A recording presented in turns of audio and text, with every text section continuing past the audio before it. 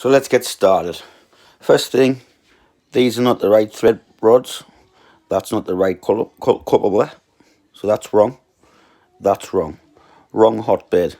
Wires are broken. No threaded bar. This is just absolute mess. I have built hundreds of these in the past. Look at the state of that.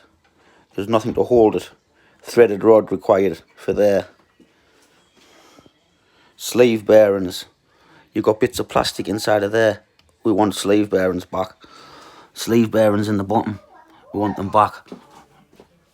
Sleeve bearings. We want them back. Empty rod. So your rod's not even solid. So what's all that about?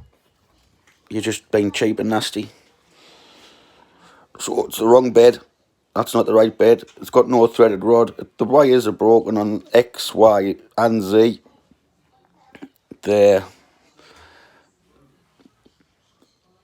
stop switch was broken. I had to re-solder it. Take that off and solder it on. The wire was off, so I had to solder that back on. It was going. It just kept on going across. Wire management, all done. Perfect. Lovely. But, like I'm saying, sleeve bearings, the right size rods on here. Proper rods on here. And we might be close there. A half decent printer. We need to change these. Because the cockeyed, when it goes up, it just goes all the way. So that's totally wrong. And this whole bed just moves because of these don't have no give in them, and the other ones do. I'm pretty disappointed, to tell you the truth. I've been onto the eBay person who sold it to me. Seems like he's just a salesman, doesn't really know anything about the 3D printer.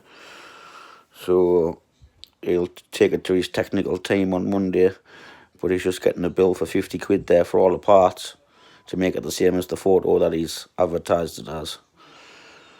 But the one in the photo is definitely not this one. As you can see from standing back here, no threaded rod. Coupling's wrong, the wrong size thread. They're the wrong size.